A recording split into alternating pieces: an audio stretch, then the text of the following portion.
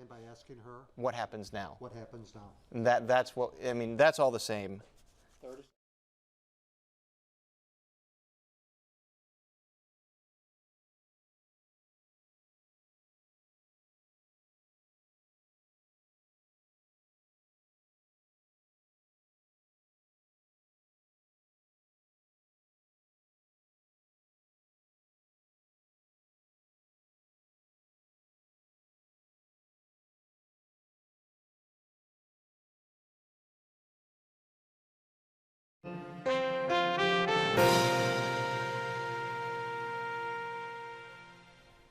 Good evening and welcome to Chicago Tonight. I'm Paris Schutz.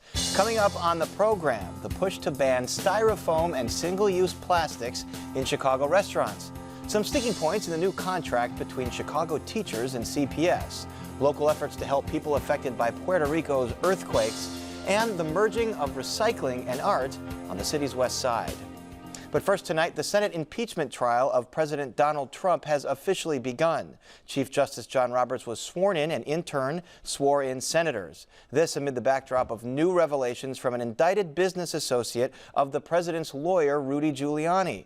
Both House Speaker Nancy Pelosi and Senate Majority Leader Mitch McConnell had pointed words about their political opponents today. They are afraid of the truth. They don't want to see documents. They don't want to hear from eyewitnesses. They want to ignore anything new that comes up.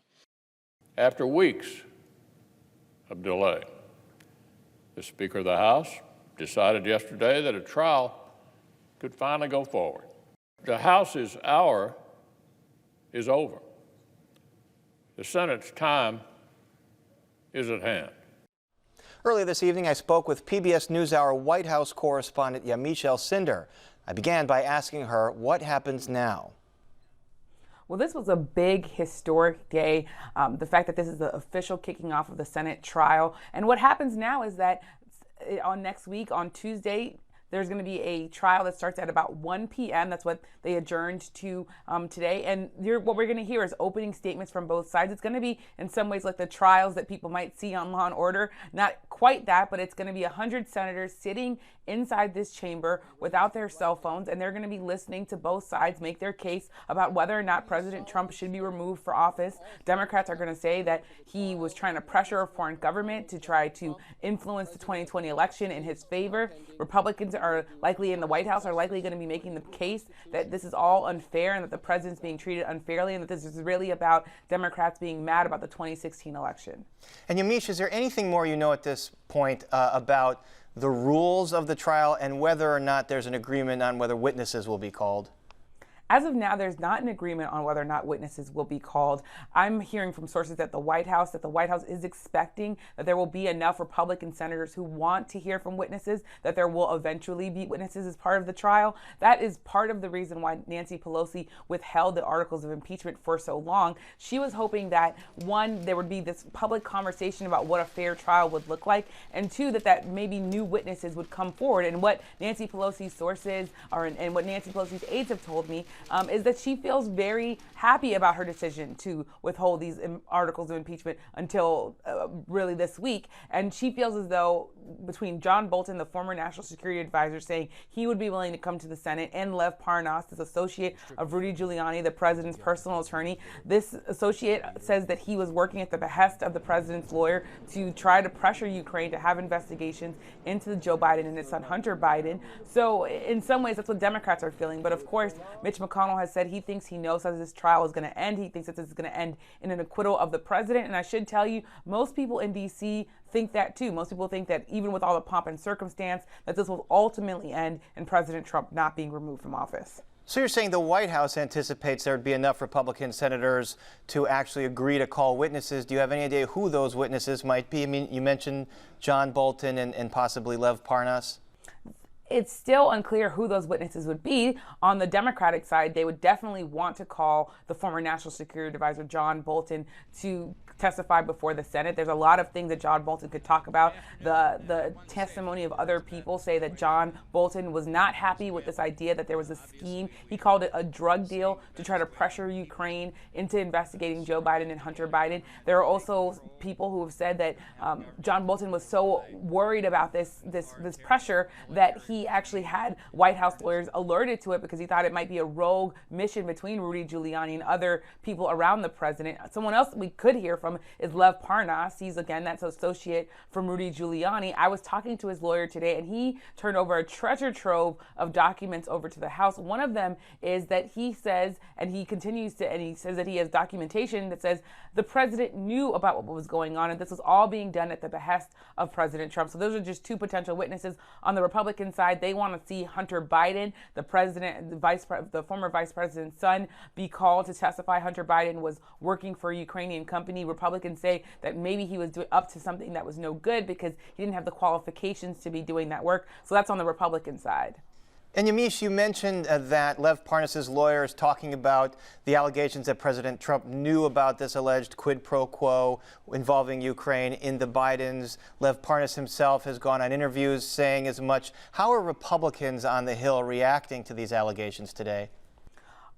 On the record, Republicans are still fiercely defending President Trump. They're saying that Lev Parnas has a lot to gain, that he's really saying whatever he needs to say to make up a story so that he remains out of prison. Of course, as we know, or maybe you've reported, he is indicted on federal charges that he violated campaign finance laws. So Lev Parnas does in some ways have a threat to possibly go to prison. So there are Republicans who are pointing to that and saying he's making all this up. I should also note that there were White House aides out today. Mark Short, who is the chief of staff for Vice President Mike Pence, he was out saying this is an indicted man who has an axe to grind, essentially.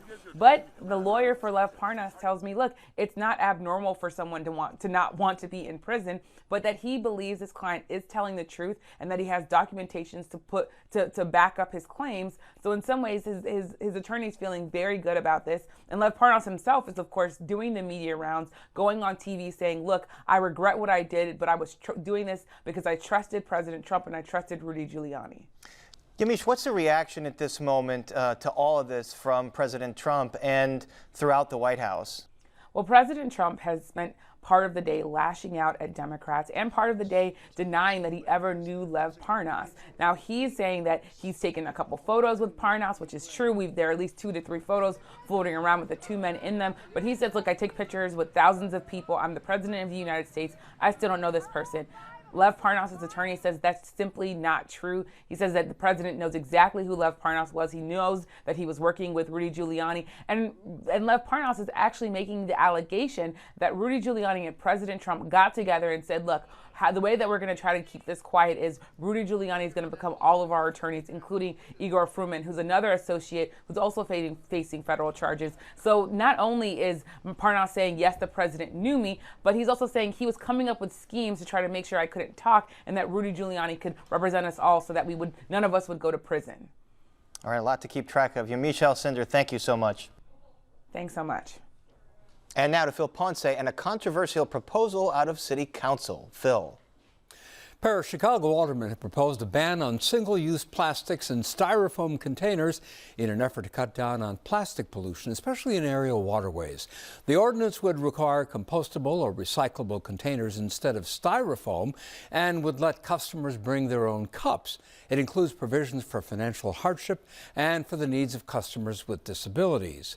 Joining us with more on the ordinance is Abe Scar. He's state director for the Illinois Public Interest Research Group, or PIRG, which helped create the proposal. We invited several critics of the ordinance, but none were available to join us. But in a statement, the president of the Illinois Restaurant Association says while his group supports voluntary efforts to reduce waste, quote, restaurants face massive legislative and regulatory burdens, such as a higher minimum wage, paid sick leave, and fair work week rules that result in average profit margins that are already pennies on the dollar.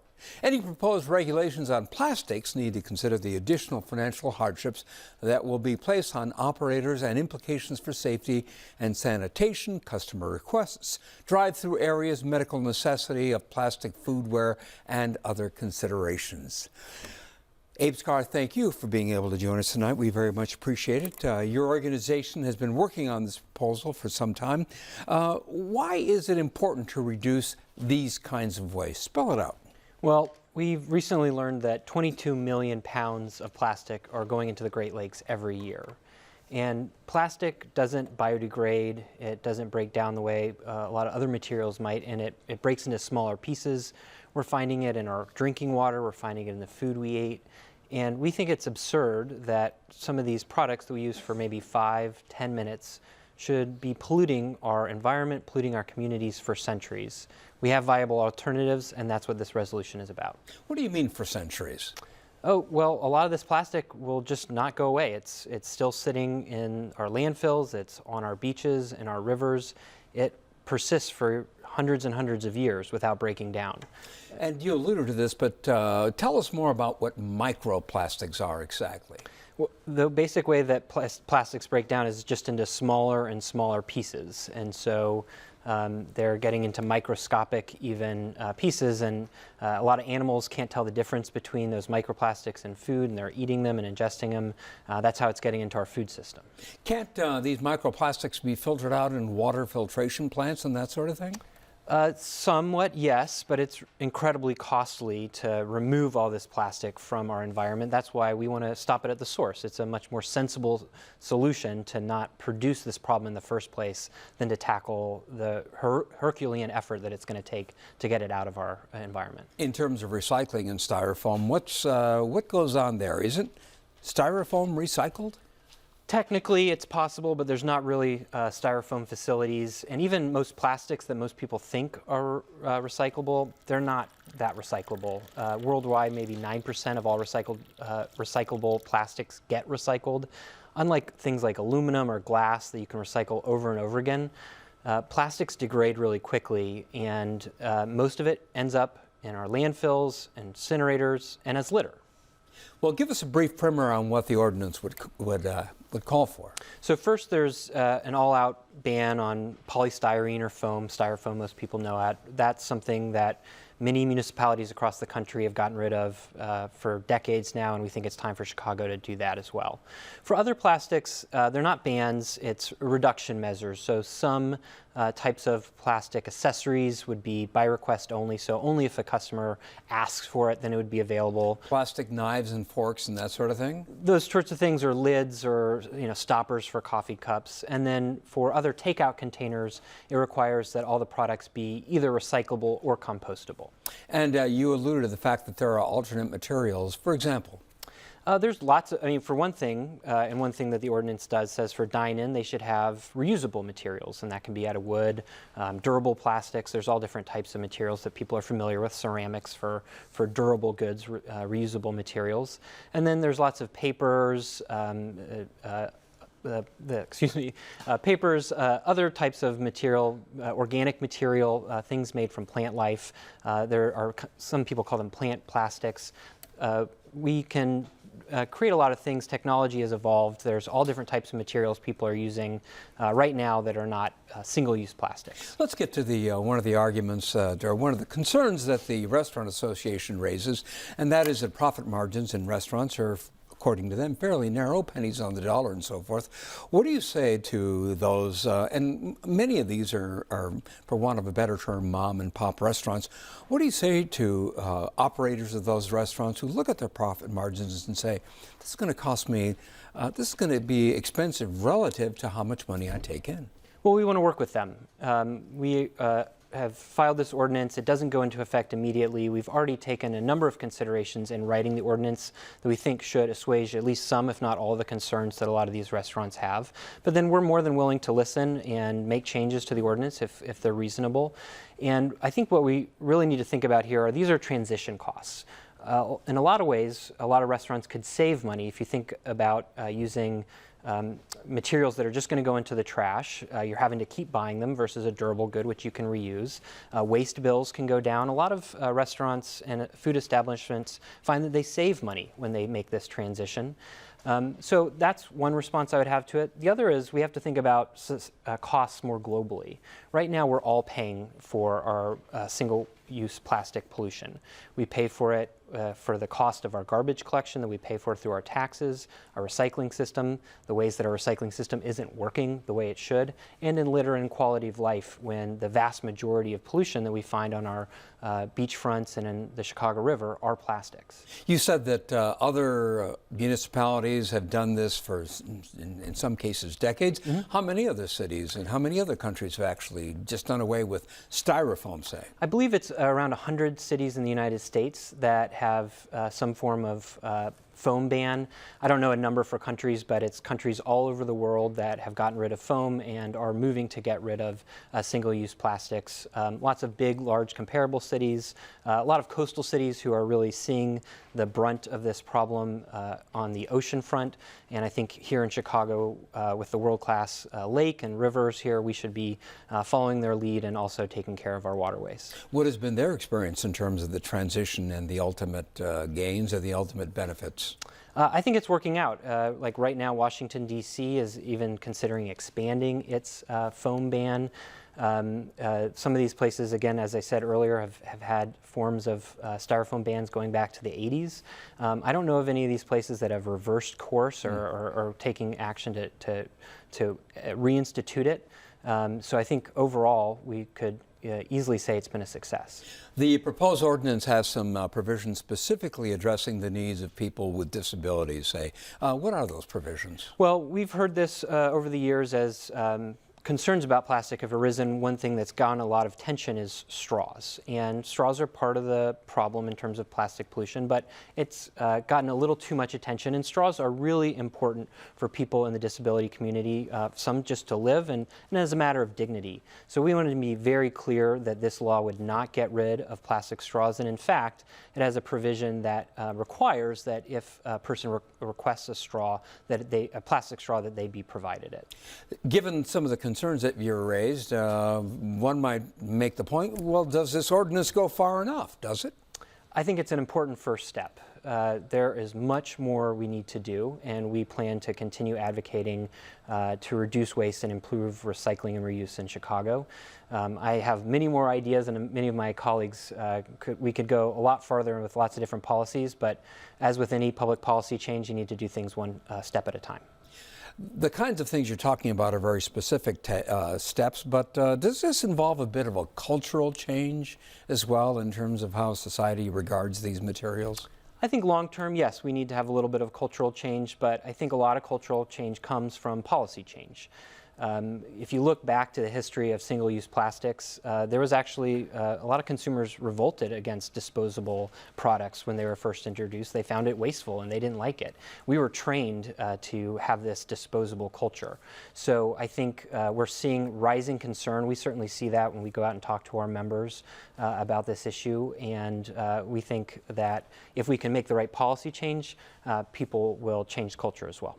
Sometimes, as you know, steps such as the one that you and your colleagues are attempting to take stir up some cultural, some philosophical issues. For example, does this raise the whole question of a nanny state, that, you know, the government is trying to tell me what's good for me and that sort of thing? How do you address that? I think it could, but I don't think most people are really dying to have a foam cup. They want warm coffee. They want their food to stay warm and to stay safe and not spill on their clothes. That's what people care about, not that they're attached to some material that's old and polluting. So our markets, everything we do every day is controlled by ordinances and laws that we write, and we're talking about changing them.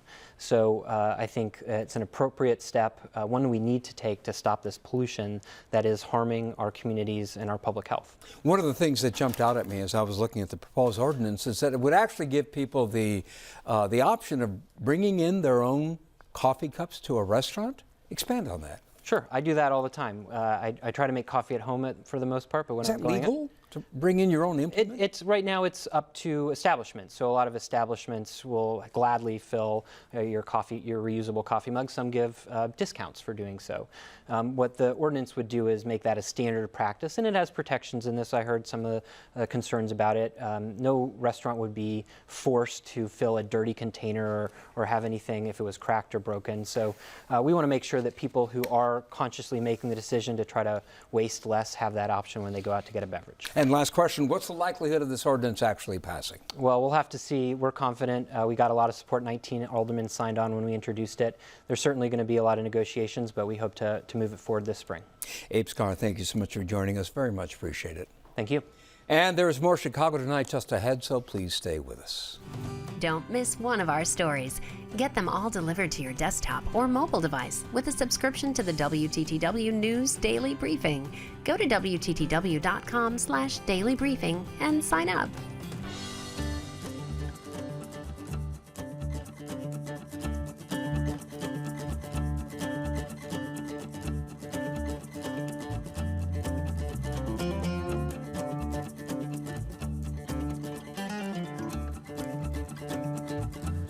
Cook County may have a new cure for its ailing hospital system. Amanda Vinicky has that story and more of what's making news in Chicago tonight. Amanda.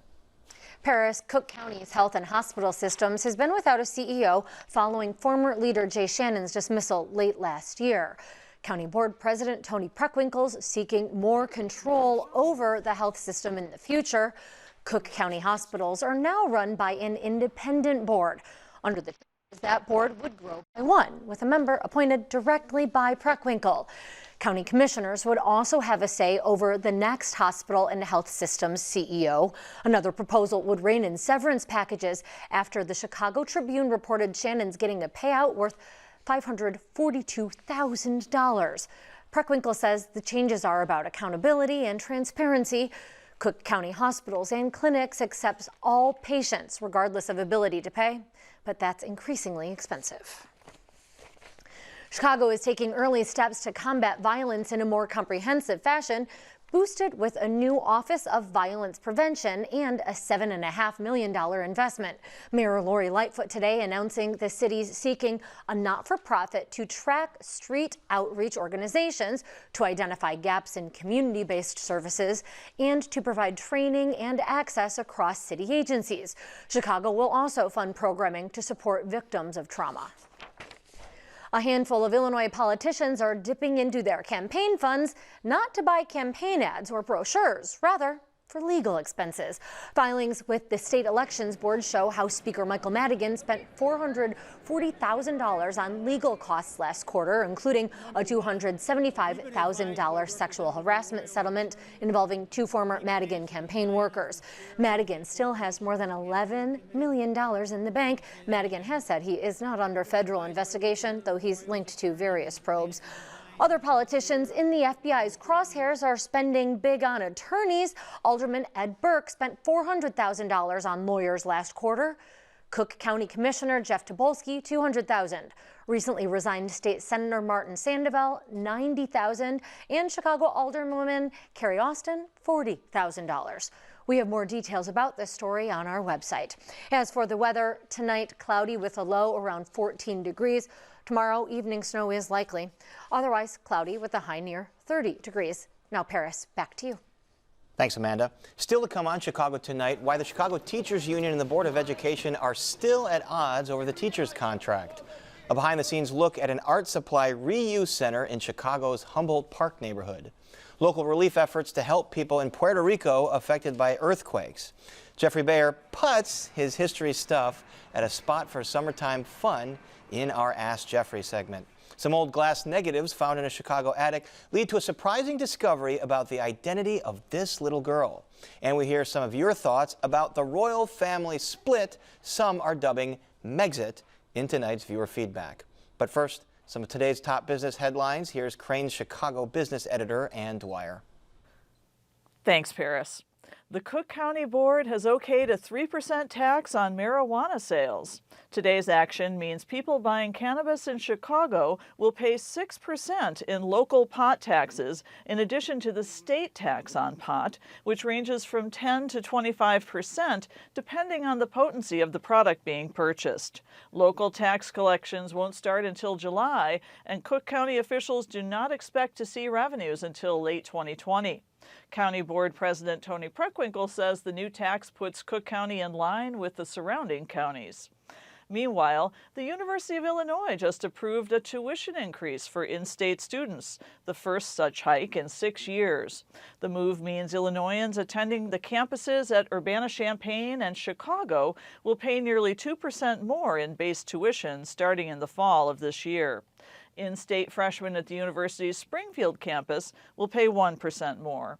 And finally, Crain's reports that after 4 years of increases, luxury home sales in the Chicago area fell 6.5% in 2019. Property taxes are one factor weighing on the market for homes valued at $1 million and up. But agents say another factor driving the decline is a shortage of attractive, market-ready homes for sale. For Crain's Chicago Business and ChicagoBusiness.com, I'm Ann Dwyer. Back to you, Paris. Thanks, Ann. Chicago public school teachers have been back to work for a couple of months following that historic 11-day strike that ended in October. But there's an issue with the contract that is still unresolved. Increasing pay for veteran teachers was among the last-minute sticking points hashed out in the final days of negotiation, and it's the one sticking point still undecided. Brandis Friedman has more on this. Brandon, what's going on here? Okay, so Paris, in the last couple of days of the strike, negotiators were obviously under a great deal of pressure to work out an agreement so that teachers could get back to the classroom. One of the issues they were working on, though, was that veteran teachers, now those are senior teachers with more than 14 years of experience teaching in the district, they felt they weren't getting enough of a pay raise in the new 5-year contract, which offered a 16% increase over the 5-year term of the contract. Now, you'll recall that tense meeting between both sides in the mayor's office about 2 days before the strike ended. That's when both sides agreed that the district would spend $5 million a year over the 5-year contract for a total of $25 million on just increasing salaries for those teachers.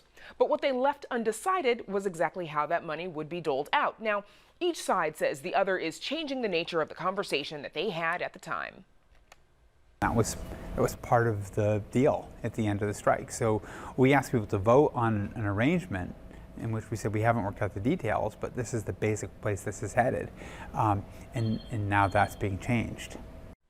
Now, after several meetings to work this out in December, the two sides could not agree. So the union has filed an unfair labor practice charge against the district with the Illinois Education Labor Relations Board, arguing that the district is acting in bad faith and hoping that the board will set the record straight. Brandis, why does this affect only veteran teachers? Okay, so that's because there are annual raises for teachers that are built into the teacher's salary schedule. They get something called a step increase with every year of experience of being a teacher. But for teachers in the district for more than 14 years, those increases slow down significantly to a step increase every few years.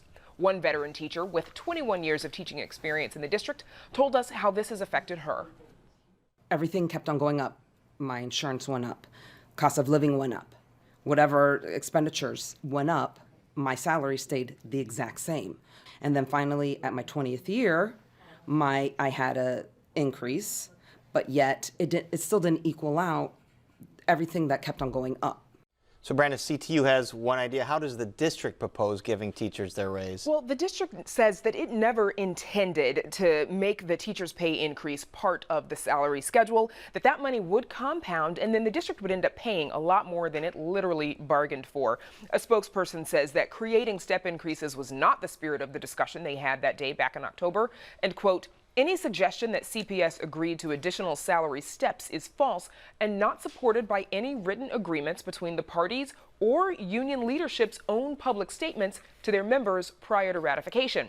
Now there, CPS is referring to an outline of the tentative agreement that CTU distributed just after the agreement was reached, where the veteran teacher pay schedule is to be finalized prior to ratification, is what it says. Now, a labor professor we spoke with says it's not uncommon for minor details to still be worked out after the major points have been agreed to in a contract negotiation. A whole lot different than this core question of whether this money is part of the salary schedule or whether it's a bonus, because it has enormous implications financially, and it just seems highly extraordinary that the parties wouldn't have had conversation about doing that. And both sides say they did discuss it, but apparently not in enough detail, Paris. The district says that even though it never agreed to steps, in the spirit of compromising now, it is offering to add one additional step and 2 separate longevity payments. Those are basically bonuses, lump sums that are paid to teachers based on the number of years served. Brad, it's just when you think there's labor peace between these two sides, there's always something. There's more. All right, thank you very much. You bet. Well, when it comes to recycling, Chicago doesn't exactly have the best track record, but one nonprofit on the city's west side is working to change that and in the process provide a wide range of art supplies and materials at an affordable price. From one perspective, most of the inventory at the waste shed in Humboldt Park could be called garbage. But from another, the old paintbrushes, half-full bottles of paint, and scores of other items for sale are full of creative potential, just waiting to be given a second life. The Waste Shed is a creative reuse center, so our mission is to keep reusable art materials, school supplies, craft supplies, sort of materials for making and teaching out of the landfill and to be an affordable resource for the community. Eleanor Ray founded the Waste Shed in 2014 as a way to keep used art supplies from ending up in the trash and to resell them at low prices. She was inspired by a reuse center in Portland, Oregon called Scrap. But when she moved to Chicago, Ray realized there wasn't anything quite like it here. This was kind of bringing what I knew to be a pretty successful model to Chicago and just kind of trying to adapt it to what Chicago needs and how Chicago makes. 6 years later, Ray says the store has stopped more than 50 tons of materials from being thrown away, with more than 45,000 pounds saved last year alone. Our most popular items are kind of standard, nicer art supplies, because those are continuously in demand and we, can't keep acrylic paint or gesso or canvases or that sort of thing on the shelves. They're just like, they come in and they're gone. Besides artists, the Waste Shed also strives to be a resource for educators who come to buy supplies for their students on the cheap or even for free. Lots of early childhood education, lots of art teachers, lots of science teachers, a whole range of different folks. Of course, there's a lot of stuff the store can't accept, mostly because they just don't have the space. But that doesn't stop unique and sometimes unconventional items from ending up there. It's the good, the bad, and the ugly. But we do get lots of cool stuff like vintage patterns, or we just got in this children's dress form, which I've never seen one of those before. The Waste Shed is funded primarily by sales, with the rest made up through grants. Besides Ray, there are a few part-time staff members and a revolving group of volunteers. One of them is Susan Gomez, an artist who also teaches art to seniors around Chicago. I go to the resale shop all the time, and art supplies are a hit or miss. So I came here and instantly fell in love. I was like, oh my God, everything I could ever want. Tools, crafting, paper, pens, all of it. Gomez says she'll often stop by the store on her way home from teaching to volunteer for a few hours, and also to pick up new, at least to her, supplies. But it's not just the low prices that keep Gomez coming back. It's also the sense of community. I get to do my passions, which is art. I get to meet people because I like to talk. And I love hanging out here and get all these different ideas. Art is just a very logical place to kind of engage with environmental issues because you can make it out of anything. You can make it anywhere. And there's really no reason to buy new materials for art for like most of the time unless you have like a very specific thing you're trying to do. The Waste Shed is open Tuesdays through Sundays in its location in Humboldt Park, and you can find out more about the store on our website. Up next, Brandis Friedman with a look at local efforts to help those affected by Puerto Rico's earthquakes, so please stay with us. Chicago Tonight is made possible in part by Allstate. Allstate is investing in Chicago's youth. We believe good starts young. That's why we're helping our youth develop the skills they need to achieve success in life. Allstate is proud to empower the next generation of leaders. For the past several weeks, Puerto Rico has seen more than 24 high-magnitude earthquakes. They've destroyed homes, caused buildings and schools to crumble, and displaced thousands of residents. One Chicago-based group has teamed up with people on the island to provide funding for resources, doctors, and mental health aid. Joining us to tell us about the effort is Cristina Peccione-Zayas with the Puerto Rican Agenda of Chicago. Welcome back to Chicago Tonight. Thank you. So what are you hearing from organizers there on the ground in Puerto Rico about the conditions? I'm hearing that there is quite a bit of damage. There's almost 800 homes that have been declared damaged, 88 completely destroyed. You have thousands of people right now who are displaced, homeless, staying in campsites, living out of their cars. A lot of psychological trauma as well. And on that note, let's go ahead and get into the psychological impact of the earthquakes and how that's affecting folks, especially just a couple of years after Hurricanes Maria and Irma. Yes, I mean, I think what you have to consider the difference between experiencing an earthquake and also a Category 4 hurricane is that with the earthquake, you just don't know when it's going to begin and when it's going to end. At least with the hurricane, you have a sense of a finite beginning and more or less a finite end. And so people are just on edge, and you don't know if this is really the last one or the big one. And so it's just that kind of issue of constantly being anxious and nervous, and then it being compounded to the lack of healing of what happened in the last instance with Hurricane Maria. And also I'm reading that fear is keeping folks from going back into their homes, their buildings. Maybe it's not that damaged, but you don't know. Exactly. That's precisely why, in some ways, like new communities are almost forming. You have these encampments, and you have people recognizing that this might have to be the new normal. Tell us about what the Puerto Rican Agenda of Chicago has been doing to lend relief. Yeah, so we basically reactivated our fundraising for our 3 R's for Puerto Rico campaign. That's Rescue, Relief, Rebuild, which was a campaign we started in response to Hurricane Irma and Maria. But we knew all along that we were going to kind of have to have a long-term strategy that was sustainable, because given where Puerto Rico is situated, they're very vulnerable for extreme weather. And given the weakened infrastructure, we knew that we needed to flex our social and political capital here stateside to be able to provide aid as well as long-term sustainability projects. So what we've done is we've teamed up with Puerto Ricans on the island who were deploying immediate aid. We teamed up with a local chef to have a community kitchen in Ponce.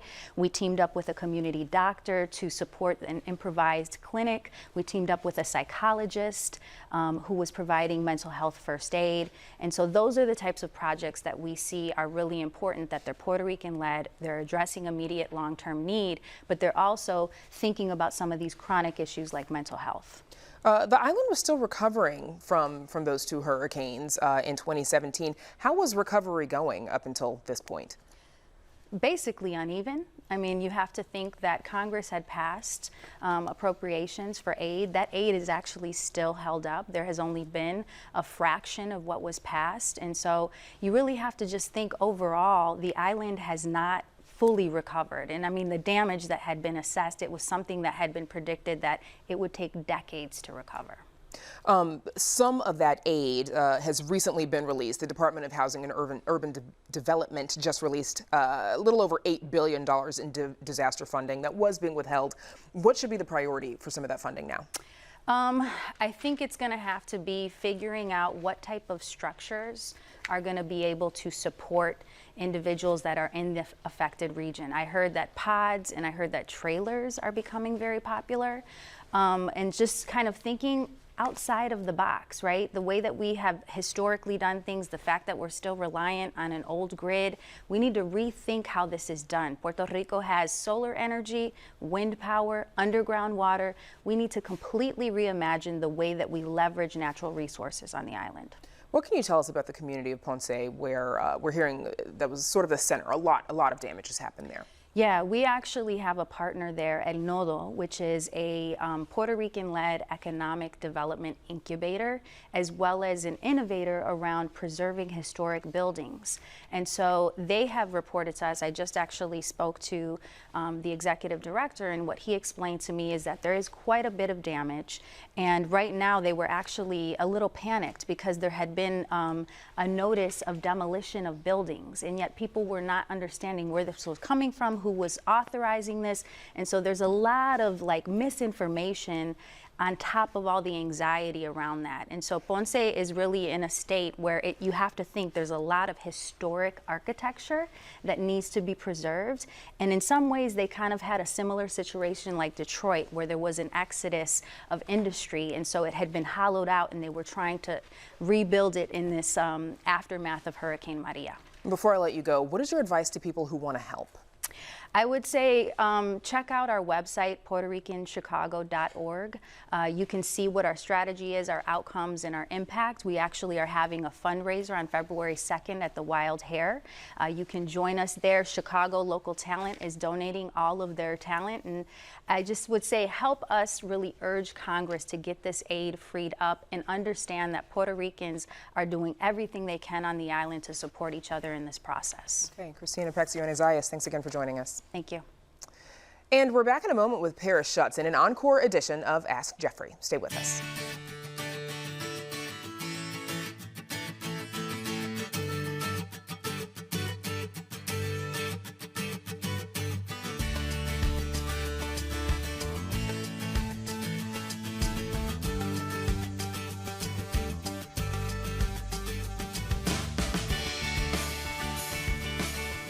The statue of a standing Abraham Lincoln in Lincoln Park is instantly recognizable to Chicagoans, even when it's in Mexico City, which is where a WTTW producer spotted an exact replica of the Chicago monument. So how did Honest Abe wind up standing around south of the border? Yo no sé, but Geoffrey Bayer has the answer in tonight's Ask Geoffrey. Geoffrey, great to see you. Good to be here. Okay, so our first letter comes from in-house, our WTTW colleague Dan Protest. He says, greetings from Mexico City. Last night I was in Parque Lincoln and I saw this statue. Look familiar? The plaque said it was a gift from the United States. Did someone copy St. Gaudens's Standing Lincoln from Chicago's very own Parque Lincoln? Well, that is from our questioner Dan Protest, and he's referencing the uncanny similarity between the sculpture that you just saw in Mexico City with the famous Standing Lincoln in Chicago's Lincoln Park. It's considered one of the most important works of, certainly, probably at least, the greatest American sculptor of the 19th century, Augustus St. Gaudens. Here he shows Lincoln deep in thought as he rises to give a speech. This was unveiled in 1887, and it deeply influenced other artists' depictions of the slain president. So Dan Protest, the producer, and I have featured this Standing Lincoln statue in any number of our shows. You can imagine how surprised Dan was to see it in Mexico City. All right, so to his question, how did it end up in Mexico City? Well, a duplicate of it. A duplicate, yes. You can thank President Lyndon Johnson for that. He commissioned the work in 1964 as sort of a goodwill gesture, a gift to the people of Mexico to kind of reinvigorate U.S.-Mexican relations. And in researching this, look at this. We found out that there are 4 more duplicates. One of them is in London, right in front of Parliament. One of them is in Cambridge, Massachusetts. Then there's one at a cemetery in Los Angeles. And there's even one at St. Gaudens' home and studio in New Hampshire, which is now a National Historic Site. Okay, so how does this all work? Does someone give the country the rights to the original to just copy? Yeah, who has the rights? Right. So that's exactly what I wondered. So I consulted a noted St. Gaudens expert. Her name is Thayer Tolles. She's a curator at the Metropolitan Museum of Art in New York. And she told me that after Augustus St. Gaudens died, his wife, Augusta, they were known as Gus and Gussie. How about that? Really? Yeah. So Augusta, who you see here, controlled the rights to duplicate works that St. Gaudens had copyrighted. And she made miniature reproductions and sold them to make money to live on of many of St. Gaudens' famous works. But the Standing Lincoln was never copyrighted. It belonged to the Lincoln Park Commission, and when Gussie asked to make copies, they voted unanimously to, quote, never permit any replicas to be made. Augusta then appealed to none other than President Lincoln's son, Robert Todd Lincoln himself, to intervene, and the Parks Commission did eventually grant permission to her to, quote, aid the widow. And they also seem to have granted permission to have plaster molds made from the sculpture so that London, the first one, the London reproduction, could be made in 1920. full-sized reproduction. Today the work is in public domain, and there's a plaster cast of it which is stored at the St. Gaudens Historic Site. And just to clarify, the Lincoln Park one is the original? The Lincoln Park one is absolutely the original. Okay, so besides the standing Lincoln, are there other works of St. Gaudens in Chicago? Yeah, there are many. We're showing you two of them right here, both in Grant Park. A sculpture of Civil War General John A. Logan, and another Lincoln, actually. This is the seated Lincoln in Grant Park. Yeah, okay, let's get to our next letter. It's from John Rohr in Darien. He says, when I was a child, I was awed by my first visit to the Novelty Golf Course in Lincolnwood. I recently met a relative from that neighborhood and was astonished to hear that it not only is still there, but virtually unchanged from the 1950s. Tell me about the history and the owners of this attraction. Well, I love that place. I don't know if awe is the right word for it. The family-owned and operated Novelty Golf has been at the intersection of Lincoln Avenue and Devon, that's on Chicago's northwest side, for about 70 years. As our viewers said, they've stayed true to the old-fashioned miniature golf style with foot pedal operated moving obstacles and quirky fiberglass figures guarding each hole. We talked to Craig Klatsko, who is part of the third of 4 generations of the Klatsko family to own and operate the course. He said his grandparents, Rose and Louis Klatsko, and their son Buddy, bought an existing but subpar mini golf course at Devon and Lincoln in 1964 and made a bunch of improvements. They added batting cages, they added a game room, and this place, we all know it on the northwest side, the Bunny Hutch hot dog stand. The Klatsko family also owned Hollywood Kittyland, which was a small amusement park near Devon and McCormick. Wow, and I've eaten at the Bunny Hutch and I've taken swings at the batting cages there. All right, so the landscaping on that course looks a little different than a standard golf course. Yeah, check this out. It's pretty unusual. The two courses, there's 2 courses at Novelty Golf, they have 2 courses, are separated by plantings of flower beds and even fruits and vegetables. And Klatsko said that one visitor actually started picking some of the produce while she was playing golf there. Wow. And I understand that WTTW helped reunite a chicken couple for Novelty Golf. Can you please tell me what this is referring to? That's right. Back in 1992, Novelty Golf was featured on the iconic WTTW program Wild Chicago, and here it is. And in the course of that program, Craig's brother Richard Klatsko mentioned that one of a pair of 8-foot-tall chickens had gone missing from the course, and he begged the public for its return. After the episode aired, he got a call from a viewer who said they spotted the chicken while riding the L. Klatsko says he found the free-range chicken in a Ravenswood backyard. The owner claimed to know nothing about where this big chicken in her backyard came from, but it still had a property of Novelty Golf painted on the foot of the chicken, so Craig was able to. The chicken wasn't riding alone, was it? No. No. Okay. So do we know anything about where mini golf came from? We do. It can trace its origins back to the famous St. Andrews golf course in Scotland. There was a putting-only course at St. Andrews created for women because back then taking a full swing with a golf club was considered unladylike.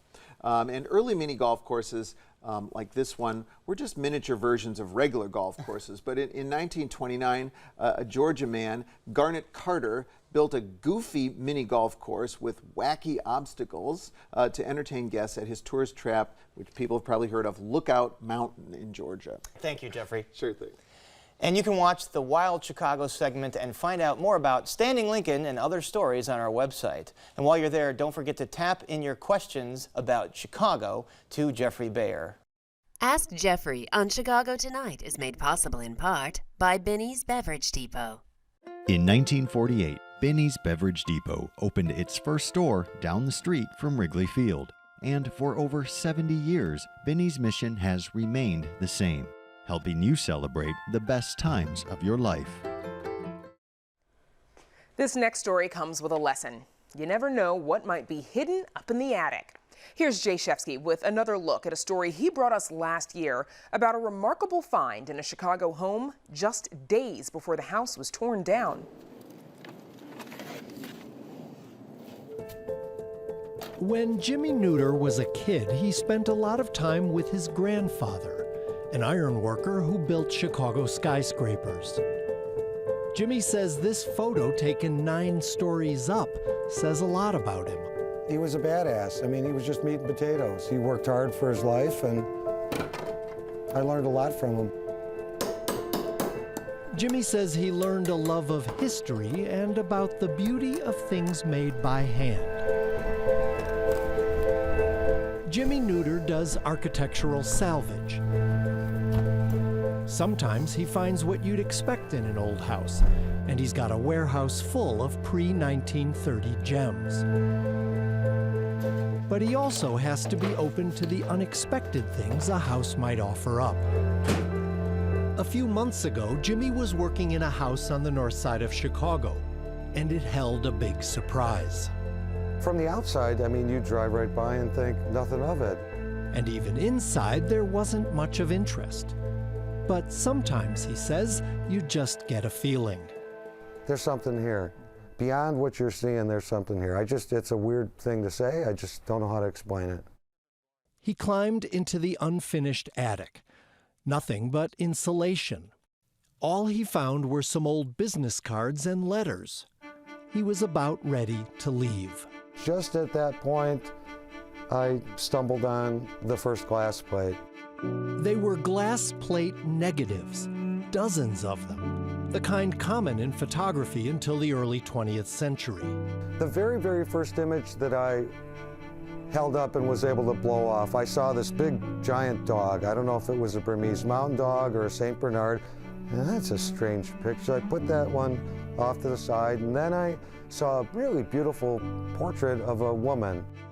There were more than 75 altogether, and he brought them back to his warehouse. And then the next picture I saw was a family in a living room and a bunch of portraits in the background, really sophisticated paintings. But these were all negative images. He wanted a better look.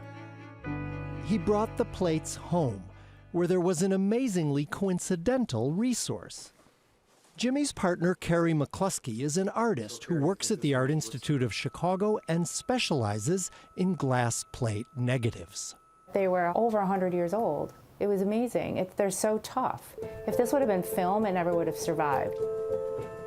And when they started scanning, what they saw took their breath away. And there were so many of them of a family, and not in a studio, but in their home and in their backyard. And then we realized it was the same house that he found them in. It was just like, it just kept unfolding. There were many pictures of a woman and her daughter, often with the big dog. There were scenes of men gathering, and then some shots of other people posing, sometimes in front of a white cloth or newspaper. But who was this family? And why did they have this kind of camera, usually used in a studio for more formal portraits?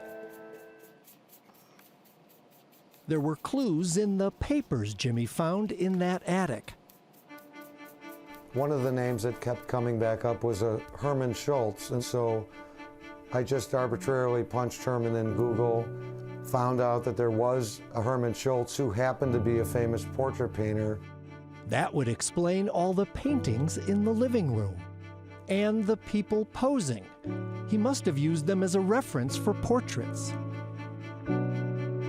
There is just one photo of someone who appears to be the dad, and then a posed shot of the same man. Jimmy found out that Herman Schultz was from Norway. Came to America around 1892 and was commissioned by Carter Harrison, the mayor of Chicago, to paint his portrait for the World's Fair. A Norwegian-American museum has a collection of his paintings, one of which is a portrait of his wife and dog, visible in this photograph taken in their living room. Herman's wife was Hedvig, and they had one daughter, Sigrid, born in 1893. When Jimmy Googled them, the bombshell discovery came late at night. Carrie was in bed by then, and I quietly said, "Carrie, I think I just found something really cool." It turns out that this little girl with the big dog grew up to be a groundbreaking foreign correspondent for the Chicago Tribune. She was a very, very big deal. Ron Grossman is a longtime Chicago Tribune reporter and its unofficial historian. He says Sigrid Schultz held positions unheard of for a woman in her time. She was appointed just after World War I as a correspondent for the Tribune stationed in Berlin, rose to be the chief of that bureau, and eventually chief of all the bureaus in Central Europe. During the 30s, Sigrid Schultz became a key voice from inside Germany, reporting on what was already occurring there. Some of her material she feared would not get past the censors, so she wrote it under a fake byline, John Dixon, and usually went to a nearby foreign country to file the material. The Schultz family had left that house and Chicago many years earlier, in 1901, when Sigrid was 8. She grew up in Germany and France. The house had at least 9 more owners before it was torn down in 2018. None of them, apparently, ever thought to look very carefully in the attic. For Chicago Tonight, this is Jay Shefsky. And Sigrid Schultz died in 1980 at the age of 87. Nazi leader Hermann Göring is said to have dubbed Sigrid Schultz, quote, that dragon from Chicago, after she crossed him in 1935.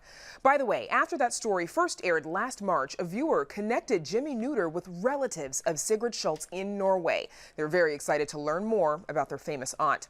On our website, you can take a closer look at some of the photos and find out more about Sigrid Schultz and Jimmy Neuter. Interesting story, as always, from Jay Shefsky. Before we go, some viewer feedback. Prince Harry and his wife Meghan's announcement that they plan to step back as senior members of the Britain royal family had a few of you weighing in. Harry and Meghan are the B team, while William and Kate are the A team. The latter family is first in line of their generation to the crown, while the former are a sideshow. Leave them alone and let them live their lives. Attention to this gossip is why our country is in such miserable shape. He understands that being sixth in line to the throne isn't much of a resume or eulogy. Smart guy. Didn't we fight a war to not have to care about what royals were doing? And the newest design for the National Park Quarter had some of you talking. I sure hope I get one of these quarters soon. The only way I can afford to collect these commemorative quarters is in normal transactions. I bought some albums for them. I'm doing pretty well so far. I always take a peek at my quarters as they load into washers and dryers at my local laundromat. Many bring back memories of personal travel and history. As always, we appreciate hearing from you. Join the discussion on Facebook and Twitter or post your comments on our website. And that is our show for this Thursday night. Please join us tomorrow night at 7 for the Week in Review. Now, for all of us here at Chicago Tonight, I'm Brandis Friedman. And I'm Paris Schutz. Thank you for watching. Good night.